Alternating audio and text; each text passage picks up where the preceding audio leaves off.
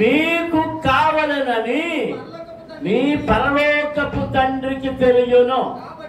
కాబట్టి మీరు ఆయన రాజ్యమును నీతిని మొదట వెదకుడి, అప్పుడు అవన్నీ మీకు అనుగ్రహింపబడును. రేపటిని గూర్చి చింతింపకుడి, రేపటి దినము దాని సంగతులను గూర్చి చింతించును. ఏనాటి కీడు ఆనాటికి చాలును, ఏనాటి కీడు ఆనాటికి చాలును. దేవునికి స్తోత్రం. అందరూ స్తోత్రాలు చెల్లించండి. హల్లెలూయా, హల్లెలూయా, హల్లెలూయా, హల్లెలూయా. నేను చెప్పే మాటలు నా వెనక చెప్పండి. ఏమి తిందుమో, ఏమి త్రాగుదమో, ఏమి ధరించుకుందుమో అని చింతపకుడి. అన్యజనులు వీటన్నిటి విషయమై విచారించరు. ఇవన్నీ మీకు కావాలనని మీ పరలోకపు తండ్రికి తెలియను. ఎవరికి తెలుసు? ఏం తెలుసు? ఏం తెలుసు? మీ పరలోకపు తండ్రికి తెలుసు. ఏం కావాలని, ఏం తినాలో, ఏం త్రాగాలో, రేపు ఏం వండుకోవాలో. బియ్యం లేవు, అయ్యి లేవు, ఇవి లేవు. ఇవన్నీ అవసరమని ఎవరికి తెలుసు? నీకంటే ముందు ఎవరికి తెలుసు? నిన్ను సృష్టించిన వారికి తెలుసు. అందరూ స్తోత్రాలు చెల్లించండి. హల్లెలూయా, హల్లెలూయా. కాబట్టి చెప్పండి, మీరు ఆయన రాజ్యమును నీతిని మొదట వెదకుడి, అప్పుడు అవన్నీ మీకు అనుగ్రహింపబడును. దేవునికి స్తోత్రం. హల్లెలూయా, హల్లెలూయా, హల్లెలూయా, హల్లెలూయా. మనం దేన్ని వెతకాలి? దేన్ని వెతకాలి? అన్నం ఎక్కడుందా అని కాదు వెతకడం, బట్టలు ఎక్కడ ఉన్నాయని వెతకడం కాదు, కొండలు ఎక్కడ ఉన్నాయని వెతకడం కాదు. నేను దేన్ని వెతకాలట? ఆయన రాజ్యమును, ఆయన నీతిని, ఆయన రాజ్యమును, ఆయన నీతిని. ఎందుకంటే నీవు ఆయన సొత్తు. నమ్మిన వారి దేవునికి స్తోత్రాలు చేయాలంటాడు. ఆయన అంటున్నాడు, నీవు నా సొత్తు, నీవు నా సొత్తు, విలువ పెట్టి కొనబడిన సొత్తు. దేవునికి స్తోత్రం. హల్లెలూయా. ఆయన సొత్తుగా ఎలా మారిపోయాం? ఆయన వెల ఇచ్చి కొన్నాడు. ఏ వెల ఇచ్చి? ఆయన రక్తమును వెలగా ఇచ్చి, ఆయన ప్రాణమును త్రయధనముగా ఇచ్చి మనల్ని పట్టుకున్నాడు. కనుక మనం ఎవరి వారం? చెప్పండి, ఎవరి వారం? ఆయన వారము. దేవునికి స్తోత్రం. హల్లెలూయా, హల్లెలూయా. ఇప్పుడు మనకేం అవసరమో ఎవరికి తెలుసు? ఆయనకు తెలుసు. మనకు నీళ్ళు అవసరమని తెలుసు, మనకు తిండి అవసరమని తెలుసు, మనకు వస్త్రాలు అవసరమని తెలుసు, మనం ఉండడానికి ఇల్లు అవసరమని తెలుసు, పిల్లలు అవసరమని తెలుసు. దేవుడు మనకిచ్చిన పిల్లలకు రకరకాల అవసరతలు ఉన్నాయని తెలుసు. కనుక అవన్నీ ఇవ్వవలసిన వాడు ఎవరు అంటే, కనుక మనం ముందు ఏం చేస్తాలి? ఆయన రాజ్యమును, ఆయన నీతిని, ఆయన రాజ్యమును, ఆయన నీతిని. దేవునికి స్తోత్రం. అమ్మల స్తోత్రం చెల్లించుదా. హల్లెలూయా, హల్లెలూయా, హల్లెలూయా. చూడండి, 91వ కీర్తనలో భక్తుడు ఏమని పాడుతున్నాడంటే, మొదలు వచ్చిన చదివేండి.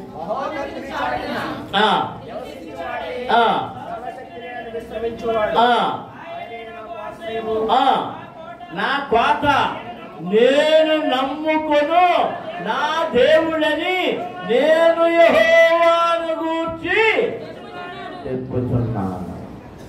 దేవునికి స్తోత్రం. ఏ దేవుడని? ఏ దేవుడని? ఏంటో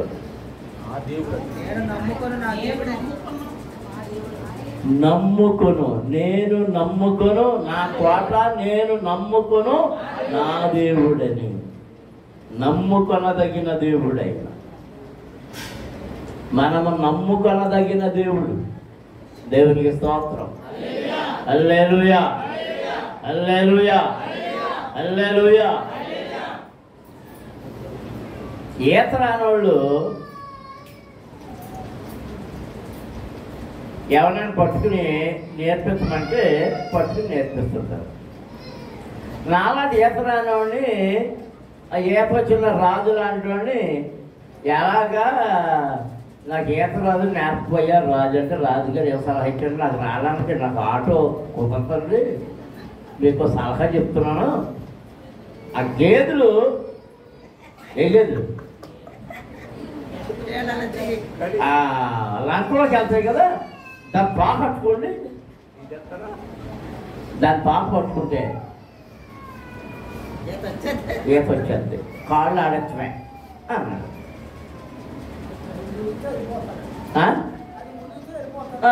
పట్టుకున్నాడు. అవి వెళ్తా వెళ్తా సగం దూరంలోకి ఏం చేసినాయి అంటే మునిగేత మొదలెట్టి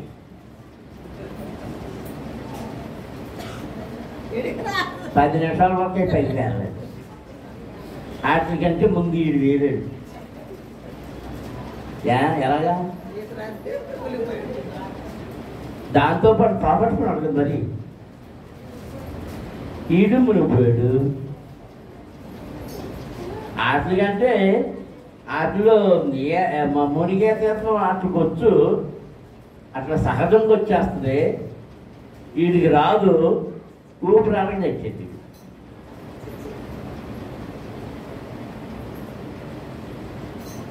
మనం కొన్నిసార్లు రకరకాల ఈ గేదెలు లాంటి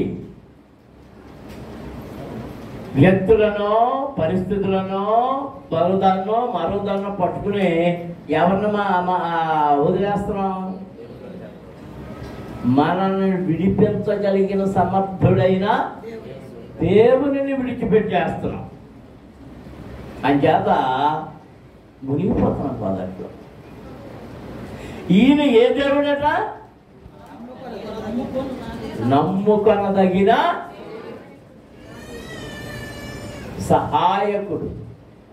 46వ కీర్తనలు ఏమైనా పాడుతున్నాడు చూడండి. 46వ కీర్తనం త్వరగా.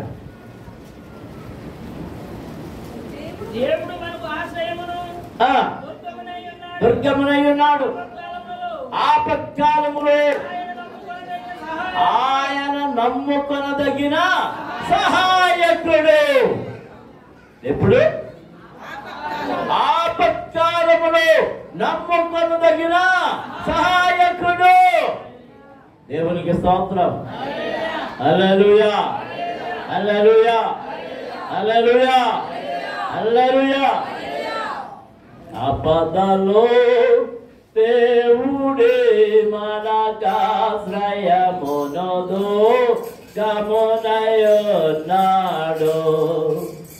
ఆపదలో దేవుడే మనకాశ్రయమునొదు గమునయున్నాడు. అంతే చూడబా, నువ్వు ఉన్నావు కదా అంతతో నేను అనుకుంటున్నాను. అవున భూమి మార్పు నొందినను. అది కూడా అందించలేవా? అయ్యే, భూమి మార్పు నొందినను, సముద్రాలు మునిగినను, ఉప్పొంగినను, కొండలు మునిగినను, మనము దేనికి భయపడం. దేవునికి స్తోత్రం. అందరూ స్తోత్రాలు చెల్లించుదాం. హల్లెలూయా, హల్లెలూయా, హల్లెలూయా. యెషయా భక్తుడు దేవుడు ఏమంటున్నాడంటే, భయపడకుము, నేను నీకు తోడై ఉన్నాను. నేను నీకు తోడై ఉన్నాను. అనేక మార్లు మన పరిశుద్ధ గ్రంథం చదువుతుంటే భయపడకు భయపడకు భయపడకు భయపడకు, నీకు తోడుగా ఉన్నాను, నీకు తోడుగా ఉన్నా, నీకు ముందున్నాను, నిన్ను ఆవరించి ఉన్నాను, నీ వెనక ఉన్నాను. ఈ 97 కీర్తనలు ఏమన్నాడు? ఏ అపాయమునకు వేటగాని ఊరిలో ఉండాను నిన్ను విడిపించును, నాశకరమంతలో రాకుండా నిన్ను రక్షించును. ఆయన తన రెక్కలతో నిన్ను కప్పులు, ఆయన రెక్కల కింద నీకు ఆశ్రయము కలుగును. ఆయన సత్యము కేడమును చాలునయ్యున్నది. దేవునికి స్తోత్రం. అందరం స్తోత్రాలు చెల్లించుదాం. హల్లెలూయా హల్లెలూయా హల్లెలూయా హల్లెలూయా. ఒక చిన్న ఉపమానం చెప్పి ముగించేస్తాను. దేవుని సహాయము, దేవుని ఆదరణ, దేవుని తోడు ఎలా ఉంటుందో మీకు అర్థం అవడం కోసం చెప్తున్నారు. ఆయన మనకు కనబడ్డావు. నీ పక్కనే ఉండి ఇట్లే ఉన్నా కంగారు పడుకో అనడు. మీ పిల్లలకి నువ్వు అనొచ్చు, నేను నా మనవడికి ఏం చెప్తున్నానంటే అది ముందు ముందు ధైర్యంగా ఉండాలని. ఆయన చూసి పాము పాము అని పురుగులు చూపించి భయపెట్టేస్తున్నాడు. ఏం కదా ఓకే అంటున్నాను నేను. అది ఏం చేస్తున్నానంటే అది తొక్కేస్తున్నాడు. అంతే ఏదైనా ఆయన తుపాము కనపడలే నామకోసం ఓకే అంటున్నాను. అది తొక్కేస్తున్నాడు, కష్టపడి తొక్కేస్తున్నాడు, గెంటేస్తున్నాడు, తీసేస్తున్నాడు. మళ్ళీ వాడికి ఏదైనా అనుమతి చదువుతుంది, ఏం చేద్దరా అంటున్నాడు. ఒక్కోసారి పరిగెడుతున్నాడు, పడిపడుతున్నాడు. తగలేదు లే అని లేచిపోతున్నాడు. అది ఏం దొరుకుతుంది? భయమా? ధైర్యం, ధైర్యం, సెల్ఫ్ కాన్ఫిడెన్స్. నాకేం తగలేదు. మనం ఏం చేస్తాం? ఆ తగలపోయినా ఏం చేస్తున్నాడు? 100 రెట్లు ఇది చేస్తాడు.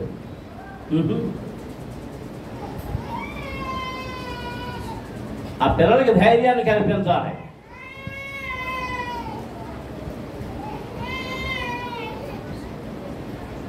ఇది వరకు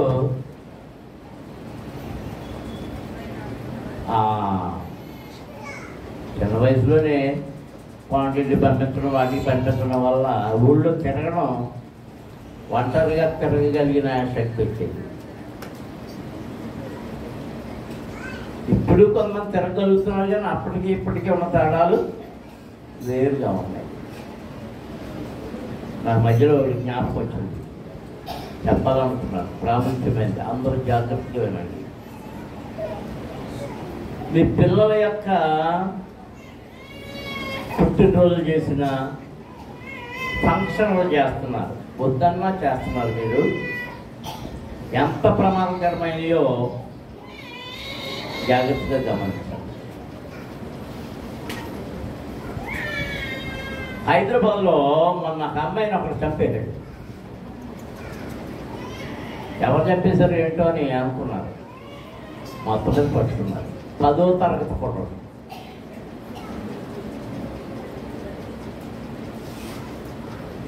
ఆ పిల్ల పుట్టినరోజుకి అందరిని పిలిచారు. వీడు వెళ్ళాడు. ఆ పిల్లకి కేక్ కూడా తినిపించాడు.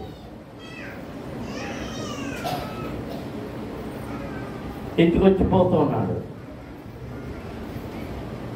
వాళ్ళ ఇంట్లో డబ్బులు ఎక్కడ పెడతారో అని జాగ్రత్తగా గమనించాడంట.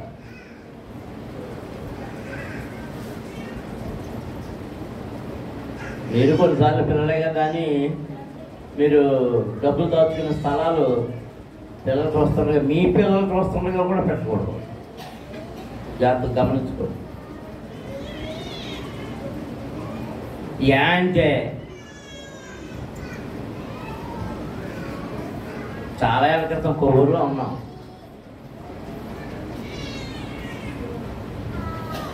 ఎవరో వచ్చారు, కొంచెం మాట్లాడుతున్నారు. డబ్బులు అడిగారు. డబ్బులు లేవు. మా పెద్ద పాప మా బిందమ్మ ఉంది.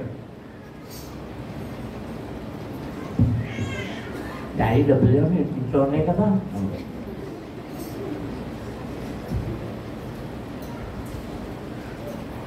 ఏం చేయదు చెప్పండి, ఏం చేయదు రా చూపుతానన్నది పైగా.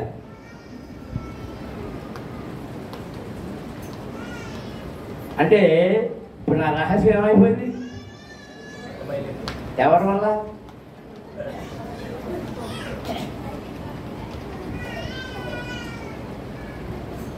పిల్లలు అదే పరిస్థితి నా మనవలు చేస్తున్నారు. ఇప్పుడు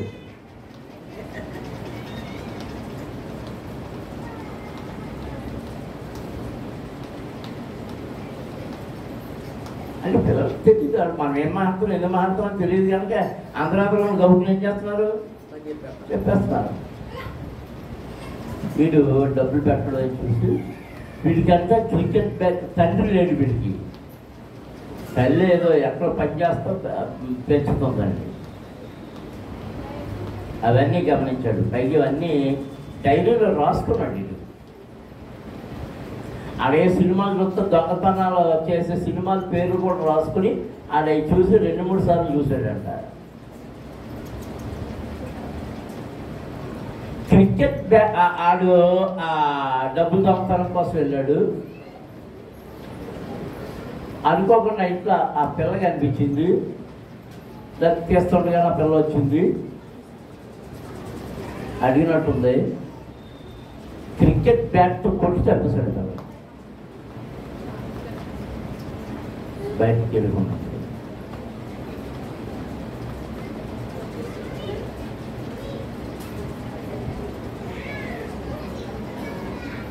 చాలా జాగ్రత్తగా గమనించుకోవాలి. లోకం పరిస్థితి బాగాలేదు.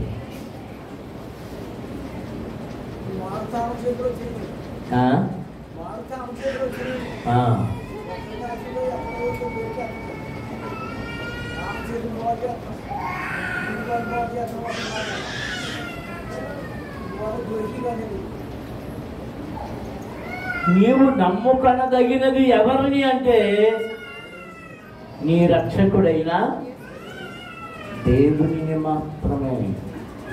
ఆయన ఒక్కడే నమ్ముకొనదగిన సహాయకుడు. దేవునికి స్తోత్రం. హల్లెలూయా. మీరు ఏమనుకోకండి, మమ్మల్ని అంటారు మీరని. ఈ మధ్యన కేసులన్నీ ఏంటో తెలుసా? మొగ్గుని చంపేసి పెళ్ళాలి. మీకంటే కోపం వస్తుంది. ఏ కేసు చూసినా భర్తను చంపేసింది, భర్తను చంపేసింది, భర్తను చంపేసింది, భర్తను చంపేసింది, భర్తను చంపేసింది. అంటే ఇప్పుడు చేసుకున్న భార్య కూడా నమ్మదగిందా తగందా? నమ్మదగినది. నమ్మదగినది.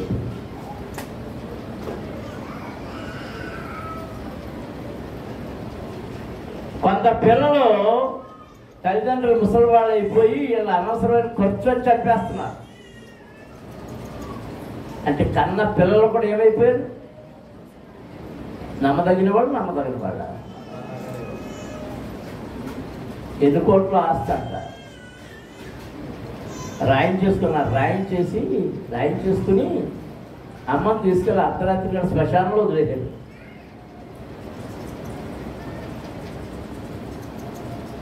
గోల గోల గోల.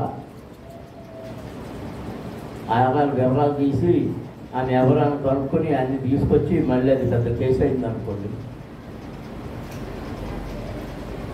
పిల్లలు తల్లిదండ్రులు నమ్మలేకపోతున్నారు, తల్లిదండ్రులు పిల్లలు నమ్మలేకపోతున్నారు, భార్య భర్తను నమ్మలేకపోతుంది, భర్త భార్య నమ్మలేకపోతుంది, అన్నదమ్ములు ఒకరినొకరు నమ్ముకోలేకపోతున్నారు, అక్క చెల్లెళ్ళు ఒకరినొకరు నమ్ముకోలేని పరిస్థితుల్లో నమ్ముకొనదగిన వాడు పరలోకపు తండ్రి ఒక్కటే. నమ్మిన వారు స్తోత్రం. హల్లెలూయా. హల్లెలూయా.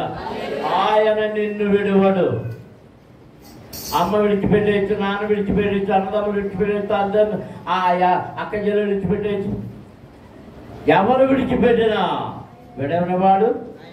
అందరూ నన్ను విడచినా నీవు నన్ను విడువానంటివి.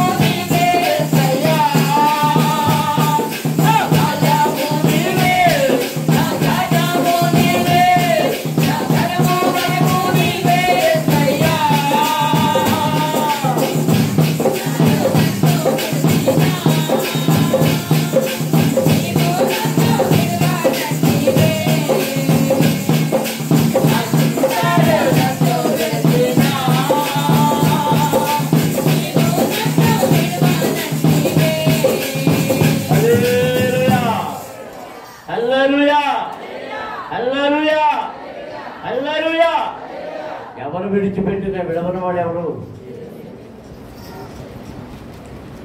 మనల్ని కొనుక్కున్న మన యజమానుడు, మన తండ్రి, మన ప్రభువు, మన రక్షకుడు. దేవునికి స్తోత్రం. హల్లెలూయా, హల్లెలూయా, హల్లెలూయా, హల్లెలూయా. ఒకసారి సెలవులు వచ్చాయి పిల్లలకి. ఇది వరకు ఇప్పుడంటే సెలవులు వచ్చిన బళ్ళు ఉంటున్నాయి అనుకోండి. సెలవులు వస్తే ఎక్కడికి వెళ్ళిపోయారు? పరుగులు తీసుకుంటారు అమ్మమ్మ గారు. వాళ్ళకి అమ్మమ్మ గారు లేదా మేనమావు లేదా మేనత లేక ఉద్యోగాలు ఎదుగుతుంటే అక్కడికి వెళ్తున్నాం గొప్పలు చెప్పుకున్నారు. ఊరు వెళ్తున్నాం అని సెలవులు వచ్చినాయి. సెలవులు వచ్చేటప్పటికి కుటుంబం అంతా కలిపి అమ్మమ్మ గారు వెళ్ళారు. విజయవాడ నుంచి రాజమండ్రి అనుకోండి, రైలు బండి. అప్పుడు రైలు బండి ప్రయాణాలు. రైలు బండి వెళ్ళడం రావడం. వాళ్ళ పిల్లవాడు 5వ తరగతి చదువుతున్నాడు. చూశాడు. ఇంటికి వచ్చాక వాళ్ళ నాన్నతో అన్నాడు, నాన్నతోటి నాకు అమ్మమ్మ గారి ఇంటికి వెళ్ళడం వచ్చేసిందో, నేను మీరు కూడా లేకుండా నేను వెళ్ళిపోగలను. నా మనంలో ఈ వైజాగ్ వెళ్ళిన తర్వాత ఎప్పుడన్నా వాళ్ళ అమ్మకి నాన్నకి చెప్పకుండా పెద్దోడు కానీ ఏ బస్సు అని ఎక్కువ చెప్తలేమో నా గుళ్ళు టారెత్తిపోయేది.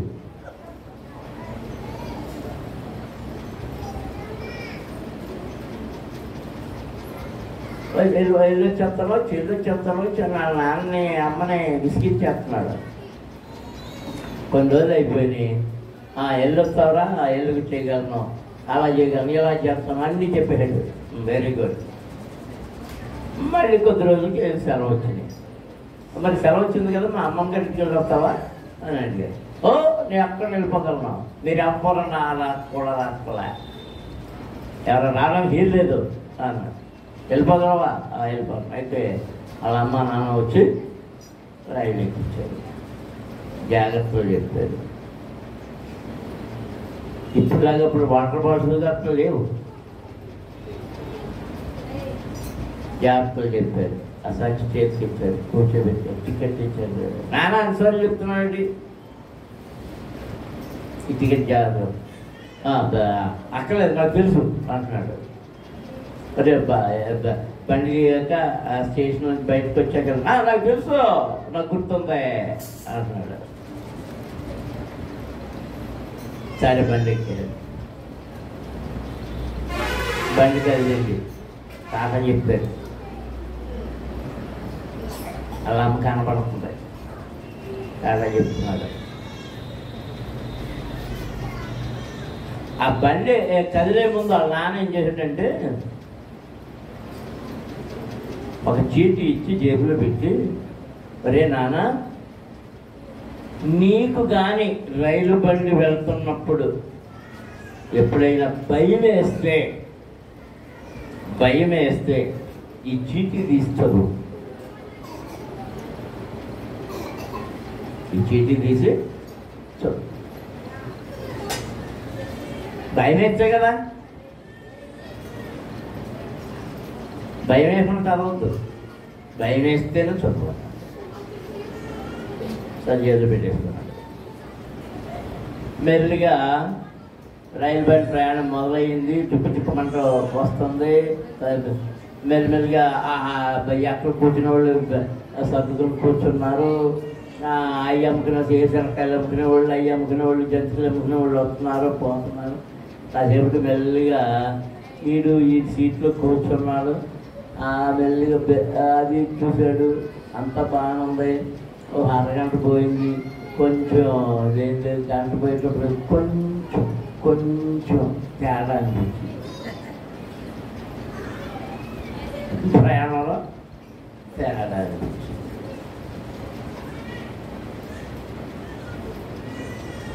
విజయవాడ నుంచి రాయమండ్రి రావాలి కదా.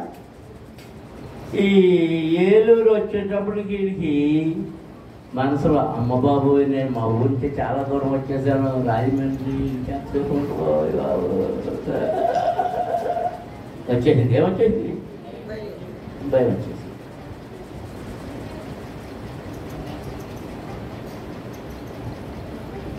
నేను వెళ్ళిపోగలను అన్నాను.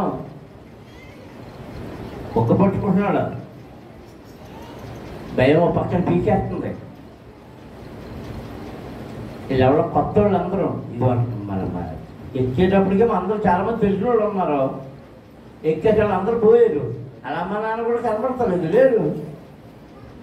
ఇప్పుడు అక్కడే ఇప్పుడు ప్రయాణం, ఒంటరి ప్రయాణం. ఈ రైల్లో ఎవరు వాళ్ళు అందరూ కొత్త వాళ్ళు, ఎవరు పలకరించట్లేదు.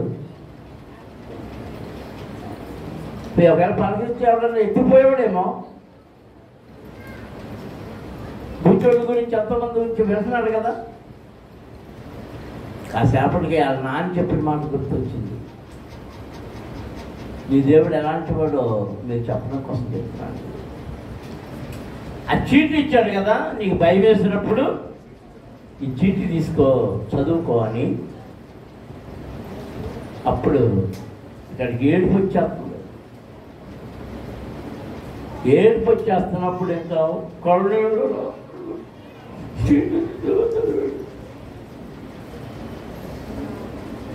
అరే నాన్న భయం వేస్తుందా? నీ వెనకాల పెట్టులోనే ఉన్నాను నేను.